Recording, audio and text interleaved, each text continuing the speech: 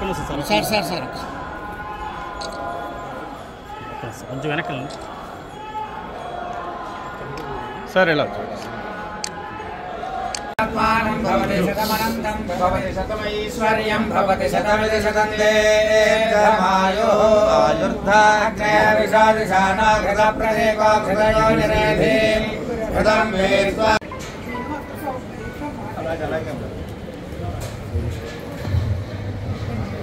సరే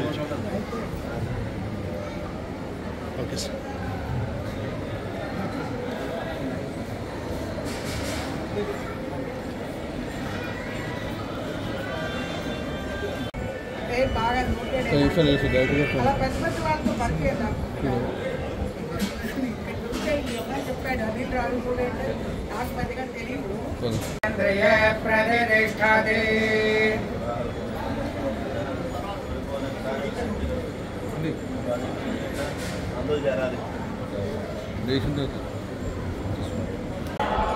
next movie next ఇప్పుడు మనందరికీ తెలిసిన విషయం బయట మనం ఆల్రెడీ అఫీషియల్గా అనౌన్స్ చేయబోతున్నాం పూజా కార్యక్రమాలతో.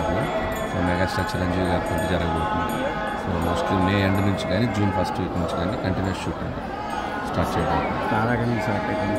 అంటే ఇంకా మెయిన్ కాస్టింగ్ అది జరుగుతుంది. ఎందుకంటే స్క్రిప్ట్ ఇప్పుడు వైజాగ్ ఇప్పుడు నేను వచ్చినా కూడా ఇక్కడే వచ్చి చేసుకుంటే నాకు సెంటిమెంట్లా ఫీల్ అవుతాను. సో వైజాగ్ వచ్చి పూర్తి చేసుకొని స్వామివారి దర్శన సింహాచలం వచ్చి వెళ్తుంటాను. అందులో భాగంగా ఇక్కడ రావడం జరిగింది. కంప్లీట్ స్క్రిప్ట్ మోస్ట్లీ ఇంకొక 1 monthలో రెడీ అయిపోతుంది. ఇది ఎన్నో చిత్రం సార్? ఇది నా 9వ సినిమా సార్. మీరు సంక్రాంతికి వస్తున్నాం ఎండింగ్లోను, మళ్ళీ దసరాకి వస్తాం లేదంటే సంక్రాంతికి వస్తా ఉన్నారు. ఈ సినిమాని దసరాకి ఇస్తారని? దసరాకి లేదండి, మోస్ట్లీ మళ్ళీ సంక్రాంతికి వచ్చే అవకాశాలు ఎక్కువ ఉన్నాయి. ఎందుకంటే మే జూన్ మొదలెడితే కంఫర్టబుల్గా అక్టోబర్ నవంబర్ షూట్ ఫినిష్ చేసుకొని నెక్స్ట్ సంక్రాంతికి మోస్ట్లీ ఛాన్సెస్ ఎక్కువ. ఇది కూడా ఫ్యామిలీ ఎంటర్టైన్మెంట్ లాగా ఉంటుంది. 100% అండి. చిరంజీవి గారితో ఎప్పటి నుంచో నేను ఒక మంచి ఫ్యామిలీ బ్యాక్డ్రాప్లో ఆయన, ఎందుకంటే గ్యాంగ్ లీడర్ కానీ రౌడీ లీడర్ కానీ ఘరానా మూడు కానీ ఇలాంటి ఒక బ్యాక్డ్రాప్లో ఆయన ఎప్పుడు తీసినా కూడా చాలా మెగా హిట్స్ అయ్యేది. సో ఆ జోనర్లో ఆయన కంప్లీట్గా యూటిలైజ్ చేద్దాం. మళ్ళీ నా స్ట్రెంత్ ఒక ఎంటర్టైన్మెంట్, అది చిరంజీవి గారు కూడా ఎంటర్టైన్మెంట్లో చాలా సినిమాలు ఎక్స్ట్రాడినరీగా ఆయన పర్ఫామ్ చేస్తున్నారు.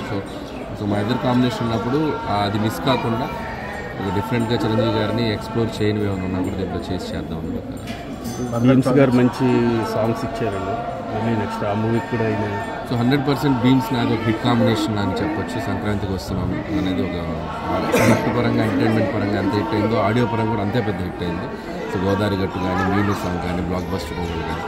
సో ఖచ్చితంగా చిరంజీవి గారు అంటే పాటలు చాలా హైలైట్గా ఉండాలి. సో ఆ కేర్ తీసుకుంటున్నాం. ఖచ్చితంగా ఇది ఒక డిఫరెంట్ ఆల్బమ్, ఈ కథకి తగ్గ ఆల్బమ్ రెడీ చేస్తున్నాం. ఆల్రెడీ ఆడియో అంతా ఆల్మోస్ట్ 99% ఫైనల్ చేసేసాం. సో 200% మ్యూజిక్ పరంగా కూడా చిరంజీవి గారి రేంజ్కి తగ్గట్టుగానే ప్లాన్ చేస్తాను. రైటర్ ఎవరు సినిమా నేనే రైటర్ అండ్ డైరెక్షన్ అంతా నేను. ఆ టీం ఉన్నారు. సో సాయి కానీ మా నారాయణ గారు కానీ, సో నాగా అజ్జు గారు, ఇట్లా మెయిన్ టీమ్ మెంబర్స్ అందరూ వచ్చారు. రైటింగ్ టీం అంతా. సో స్క్రిప్ట్ సైడ్ వర్క్ చేసే టీం ఎప్పుడు నాకు ఉన్న టీమే కంటిన్యూ అవుతుంది. ఇప్పుడు మీతో పాటు ఎవరెవరు వచ్చారు సార్? సో టీం నాతో పాటు మ్యూజిక్ డైరెక్టర్ బీమ్స్ గారు రావడం జరిగింది. అలాగే సాయి కృష్ణ నా ఫ్రెండ్, ఆయన రైటర్. అలాగే నారాయణ గారు అండ్ అజ్జు అండ్ నాగా వాళ్ళు రైటర్స్.